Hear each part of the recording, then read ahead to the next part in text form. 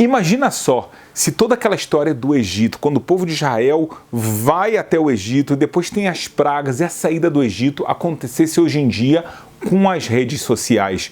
Você consegue imaginar isso? Então vamos contar a história e vamos ver agora as imagens da saída do Egito como se fosse hoje. Nós sabemos que a família de Jacó vem da terra de Canaã por causa da fome e eles vão se assentar no Egito. E aí começa algo dramático, não é verdade? Porque o faraó, ele ignora todas aquelas bondades que José havia feito com os egípcios naquela época de fome e ele começa a trazer graves decretos. A escravidão é terrível, os impostos são altíssimos, mas chega o ponto que o faraó, ele decreta a morte de todos os homens recém-nascidos. Em outras palavras, todas as vezes que uma mulher hebreia tiver um filho homem, ele tem que ser jogado no Nilo. Você consegue imaginar algo assim?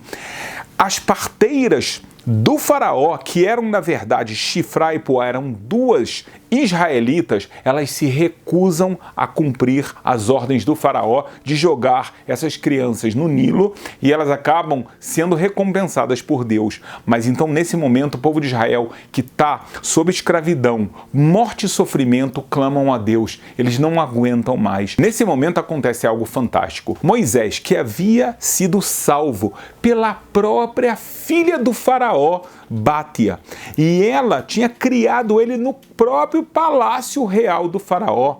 Ele acaba indo para Midian. Por que ele vai para Midian? Ele vai para Midian porque ele foi ameaçado de morte pelo próprio faraó quando ele mata um egípcio que estava tentando matar um judeu injustamente. Então ele vai até Midian, ele acaba casando lá, mas lá acontece algo fantástico. Certa vez, quando ele estava com o rebanho do seu sogro, Itró, ele vê uma sarça ardente e essa sarça nunca se consome.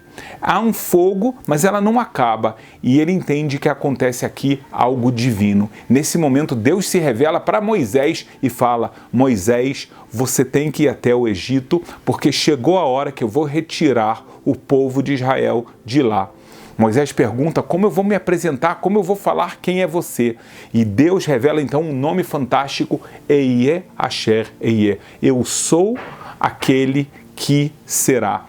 E dessa forma então Moisés é instruído a ir até o Egito. Lá ele, acompanhado do seu irmão Arão, vão até o faraó e eles falam: Faraó, chegou a hora de você libertar o povo de Israel e nós trouxemos aqui um sinal. Nesse momento, o cajado de Arão, ele se transforma numa serpente, como um sinal de um milagre divino. O faraó não fica impressionado. Por quê? Porque ele tinha feiticeiros que fizeram a mesma feitiçaria. Mas o que acontece no final das contas é que o cajado de Arão acaba tragando os cajados, na verdade, as serpentes dos feiticeiros, e dessa forma o primeiro sinal é feito. O faraó se recusa a escutar. Então Moisés adverte ele, sabe que virão pragas terríveis ao Egito. A primeira praga que ocorre é a praga do sangue.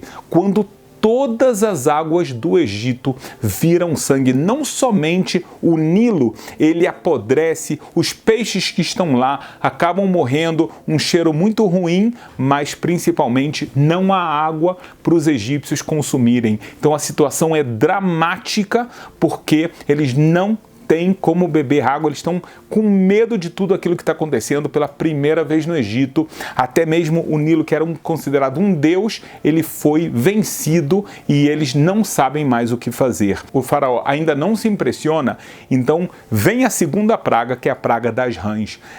A praga das rãs é quando vem uma quantidade enorme de rãs e elas invadem todos os lugares, inclusive os fornos, ou seja, mesmo fornos que estavam lá com comidas e quentes, as rãs invadiam e estragavam tudo. Além disso, as rãs não paravam de fazer barulhos, o que impedia os egípcios e inclusive o faraó de dormir, que mesmo assim ainda não está disposto a liberar o povo de Israel. Então Deus manda a terceira praga. A terceira praga, Moisés é instruído a falar com seu irmão Arão, que ele vai pegar da terra do Egito, vai jogar para cima e essa terra toda irá se transformar em piolhos.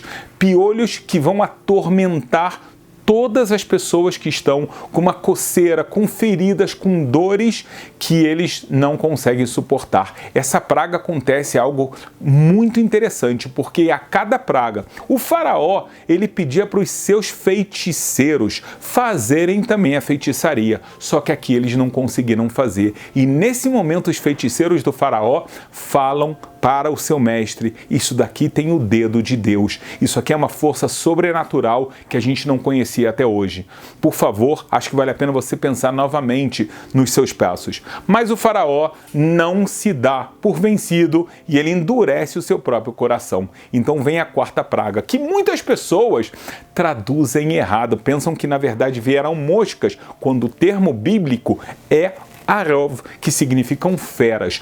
Deus mandou feras que acabam matando os egípcios em todos os lugares, porque essas feras, elas vêm do campo, então as pessoas que estão no campo são atingidas, mas também elas acabam entrando na casa dos egípcios, nas ruas quando as pessoas estão passando, então muitas pessoas acabam perdendo a vida, devoradas por essas feras, todo tipo de feras que você pode imaginar, leões, tigres, elefantes, jacarés, todo tipo de fera acabam atormentando, trazendo um medo terrível e mortes assustadoras.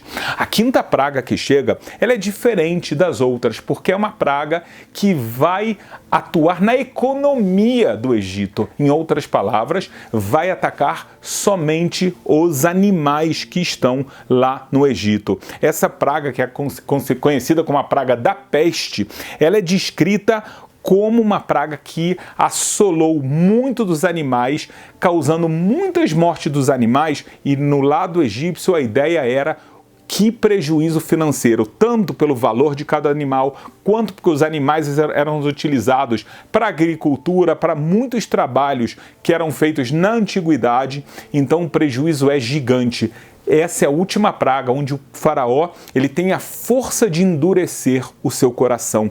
Da sexta praga em diante, a gente vai ver já já uma novidade. E a sexta praga qual é? São as feridas e úlceras.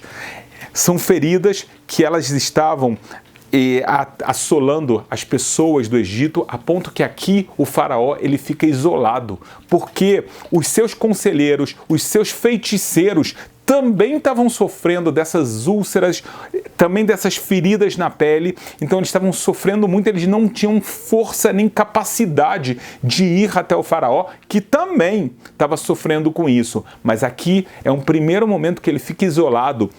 De forma natural, o faraó já não ia aguentar mais se opor a Deus e a Moisés. Só que aqui vem um relato bíblico e fala que Deus endureceu a partir de agora o coração do faraó. E então vem a sétima praga, uma vez que o faraó está com o coração endurecido, ele não quer deixar o povo de Israel sair, então chega a praga do granizo. O granizo ele vem de uma forma muito milagrosa, porque além das pedras serem muito grandes, elas tinham fogo dentro. Então as pessoas que estavam no campo, as pessoas que deixaram os animais no campo, foram mortas, porque eram realmente pedras grandes de gelo que batiam na cabeça das pessoas, no corpo das pessoas, e não tinha como resistir.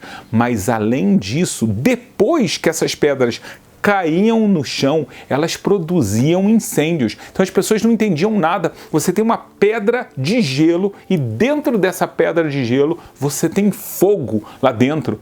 Então como é que você pode fazer alguma coisa? Você tem o fogo que não é apagado pelo granizo, o granizo que não acaba de ser pedra por causa do fogo, e no final das contas, os dois assolam o Egito. As mortes causadas pelo granizo, a destruição de boa parte da plantação e, como se não bastasse, o fogo que acaba invadindo plantações, casas e muitos outros lugares. O faraó ainda não se dá por vencido, então ele agora vai ter que enfrentar a praga dos gafanhotos. Uma nuvem gigantesca e imensa de gafanhotos vai acabar definitivamente com todo o cultivo que havia sobrado ainda do granizo. Por quê? O granizo, ele afetou as plantações que já tinham crescido. Aquelas que ainda estavam no começo do seu processo não foram afetadas pelo granizo. Só que dessa vez vieram os gafanhotos e aquilo que não tinha sido afetado, aquilo que sobrou, agora foi consumido pelos gafanhotos. E o que acontece no Egito é que a gente já sabe que a maior parte dos animais já morreu em pestes, morreu no granizo, e agora não somente os animais são afetados, mas como toda a alimentação, toda a parte da agricultura é completamente destruída, uma situação dramática. O coração do faraó segue endurecido, então ele vai ter que sofrer a próxima praga, que é a da escuridão. Mas não era uma escuridão normal. Por um lado, a Bíblia conta pra gente que todo o Egito virou, na verdade, uma grande treva, uma escuridão terrível, mas a ponto que não somente as pessoas não conseguiam ver umas outras, por mais próximas que elas estivessem, mas até mesmo era uma escuridão palpável, que tinha um peso a ponto que a Bíblia conta pra gente que elas nem conseguiam se levantar, elas não conseguiam mudar de posição. E assim foi durante 3 dias nesse nível maior. A praga toda levou uma semana, mas os 3 dias finais foram os piores de todo. Então o Egito foi condenado a uma escuridão que na verdade já vinha da escuridão, da cegueira do próprio faraó em reconhecer a Deus. Então ele é ameaçado agora por Moisés. Você até agora não quis liberar o povo de Israel, então saiba que vai vir a última, derradeira e pior praga de todas, porque todos os primogênitos irão falecer, Faraó, inclusive o seu filho. Por incrível que pareça, apesar da ameaça de Moisés e apesar de que até agora tudo que Moisés falou aconteceu, o faraó, ele vai dormir naquela noite e ele é acordado com grandes gritos de desespero no Egito, porque não havia casa onde uma pessoa não havia falecido, mas todas as casas tinham um primogênito. Diz a Bíblia que se não tinha um primogênito, então a pessoa mais velha dessa casa iria acabar falecendo. O faraó vê que o seu próprio filho morre e ele sobra, o faraó, vendo essa desolação, essa destruição, tantas mortes, e finalmente ele, junto com o povo do Egito, fala: vão embora, mas não somente vão embora, levem tudo o que vocês quiserem, peguem nossas joias, peguem ouro, pega prata, pegam vestidos, simplesmente saiam daqui. O povo de Israel sai, eles são ordenados a preparar um pão, mas como eles saem apressadamente, esse pão não tem tempo de fermentar, então ele é chamado do pão ázimo, um pão que não fermentou. No hebraico bíblico é chamado isso de matzá. Eles saem do Egito com uma grande festa, mas o faraó se arrepende. Depois de 3 dias, ele vê: olha o que aconteceu, a gente está desolado, a nossa economia está destruída, nós fomos humilhados e perdemos nossos escravos.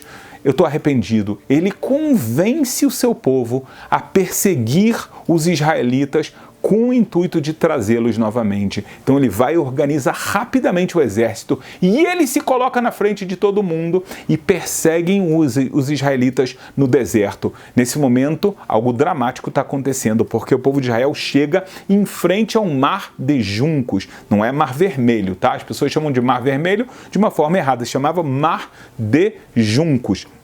O mar está na frente deles, os egípcios estão atrás. Deus, no primeiro momento, está protegendo os israelitas das lanças, das pedras que os egípcios estão lançando, mas chega um momento em que Deus ordena a Moisés: fala para todo o povo simplesmente seguir viagem. Mas tem o mar, e nesse momento Deus faz o mar se abrir. O povo de Israel entra dentro do Mar de Juncos, um milagre fascinante, emocionante. Eles entram, os egípcios estupefatos veem isso e decidem perseguir também, já que o mar está aberto. Só que os israelitas estavam na dianteira, eles têm o tempo de entrar no mar e sair do outro lado. Enquanto isso, os egípcios que estão no meio do Mar de Juncos, eles acabam tendo o seu castigo final, quando o mar se fecha sobre eles e eles têm a derradeira morte, a derrota final completa dos egípcios frente ao povo de Israel, na verdade, frente a Deus. O povo de Israel, extremamente agradecido, ainda faz um cântico a Deus em homenagem a todos os milagres, especialmente esse último milagre fantástico que aconteceu. E aí eles começam a caminhada deles rumo ao recebimento da Bíblia no Monte de Sinai e a entrada na terra de Israel.